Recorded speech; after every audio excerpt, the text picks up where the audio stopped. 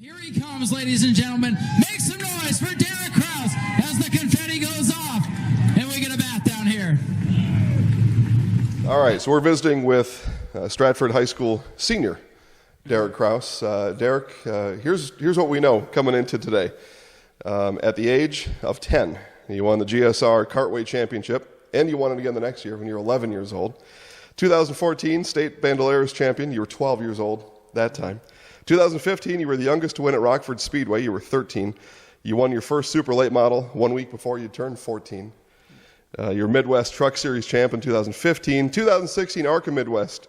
You finished fourth that season. You surpassed Matt Kenseth during the year as the youngest ever to win a race in that series. NASCAR K&N Pro Series West Rookie of the Year, 2017.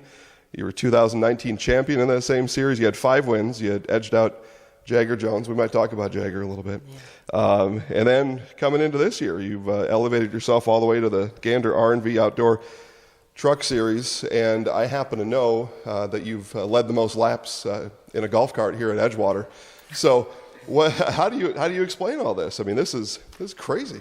Yeah, there's been a lot going on so far. I started in go-karts, like you said, at 9 years old, and it kind of got me one. We went to the go-kart track at GSR, and it kind of took off from there. I really enjoyed it, and that's something I really wanted to do at a young age. I went to my dad's races before I started racing, and then it just kind of took off, and I started racing, moving up the ladder in a bandolero, and then a truck, and then to a super late model in the K&N series, and then now trucks again in the Gander RV and Outdoor Truck Series. It's one thing to enjoy it. A lot of your other competitors enjoy the sport. A lot of other 10-year-olds at that time, they really enjoyed going out in the go-karts, but you were able to win and be at that championship level. What's the difference between enjoying it and then being really good at it? Well, like everyone says, I mean, you got to have fun doing what you're doing, and I really enjoy racing. I eat and sleep this sport.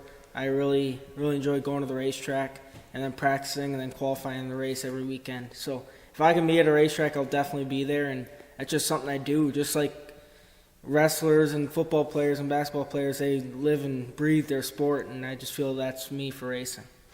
As you think back, as far back as you can think, and remembering that first time that you won, how far back does your memory go, and what was that win that you had? I remember when I first won.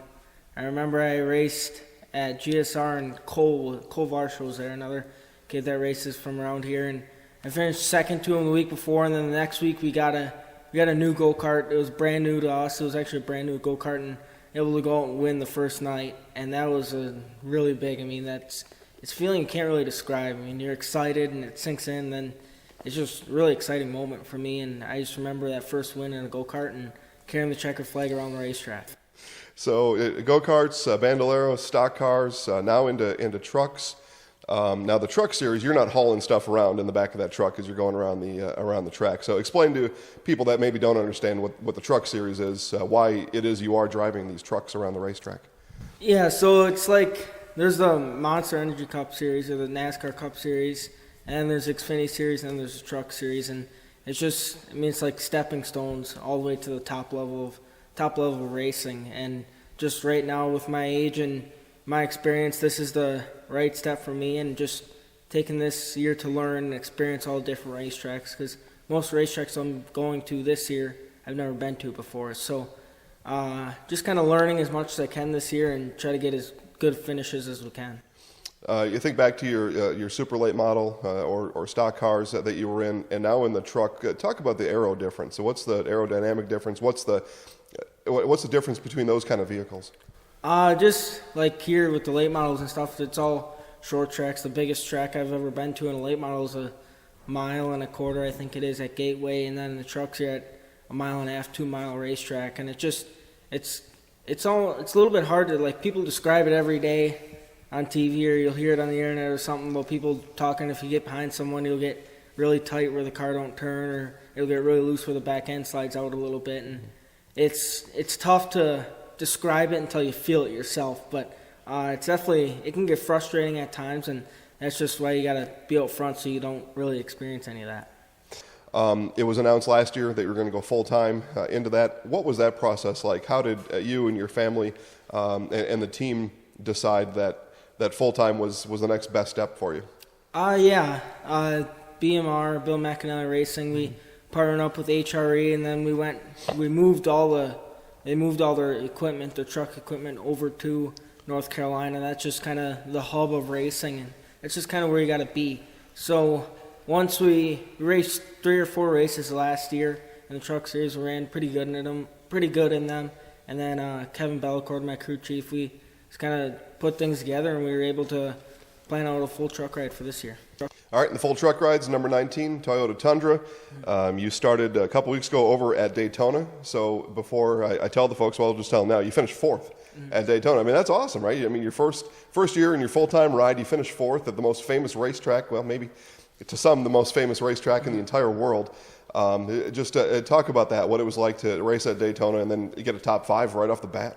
Yeah, there's so much history there. You drive through the tunnel and then you look up and you see the bank in the racetrack of how banked it is and just how big it is. And you go in there and there's campers are just filled on the infield and outside of the racetrack. It's just cool, the atmosphere and everyone that's there. All the big teams are there. Everyone's there. So it was really cool to get the season started off with a 4th place finish, and then we went over to Las Vegas, and you can be on the highest of highs or one of your highest of highs in racing, then the next weekend it all crashes with a bad run. So it's just kind of part of the sport. You just got to put that behind us, and we'll just go on to Atlanta.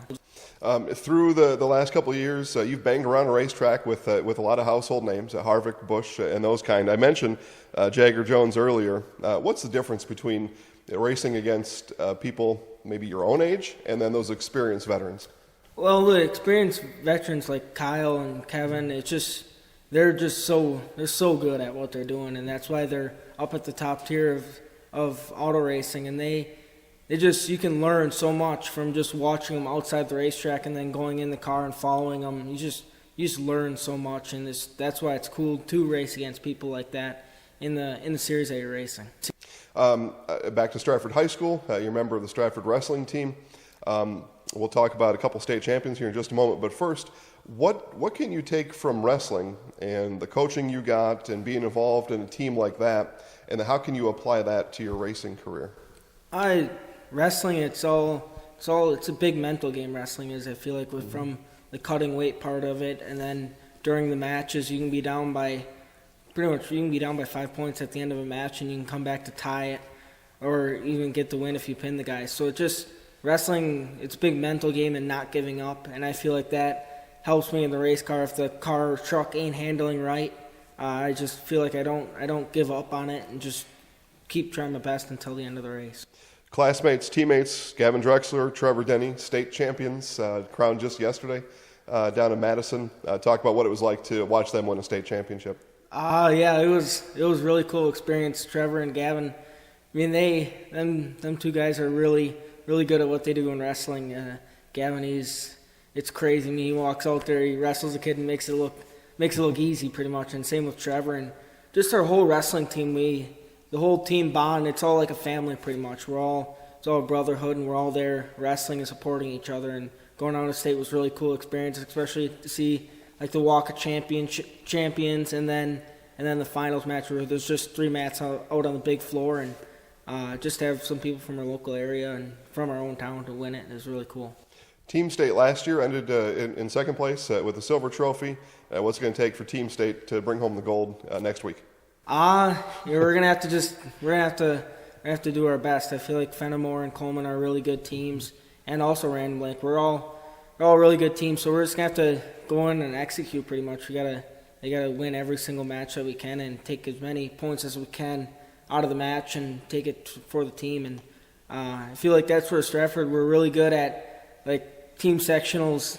Trevor, he seems like a really shy guy, but he led us in a speech in the locker room before team sectionals, and he gave a really good speech, and it was really cool to be in there at the same time as them guys, and just going out on Team State's a really big thing as my senior year. So now we got to try to find out what exactly is going on around here in the Stratford area. So we got you. We've chronicled all your success so far, and certainly on a track to do more. No pun intended. I know Rachel likes my on the track puns like that, but you're on track to do more, and probably to whatever you set your heart to. But already at this level, you're achieving great things. There aren't many others in the area that are doing what you're doing now. Macy Kilty, who graduated last year, going to wrestle for a spot to make the U.S. Olympic team next month over in Pennsylvania. The Stratford baseball team won the state championship last year. We talked about wrestling and multiple state championships, the silver balls, all that kind of thing. The football team has been in a state championship game the last 2 years. Volleyball went to state 2 years in a row. What the heck is going on around here? Well, like you said, Stratford's got a lot of success in sports, and I feel like that's really cool to come home after a long weekend or a good weekend. We'll come home and we got our sports that are really, really good. Like you can go to a basketball game on a Tuesday, Thursday night, and they kick butt, and it's really cool to go to those races or to those sports and watch them play, and it's just really cool to be a part of Stratford High School. I mentioned you're the all-time lap leader, go-kart or golf cart racing here at Edgewater. Have you ever done a golf cart race around the neighborhood? No, I don't think anything like that exists. All right. If it did, how would you go about racing a golf cart? What would be some techniques? Obviously they're they're kind of restrictor plate, right? Yeah. I mean, so it's going to be a lot of technique. But how would you go about winning a one-lap golf cart race here at Edgewater? I don't know. Ford's got a golf cart. A lot of people have golf carts here, and I don't know. That's a tough question, but I don't know. I do my best. Here he comes, ladies and gentlemen. Make some noise for Derek Kraus as the confetti goes off.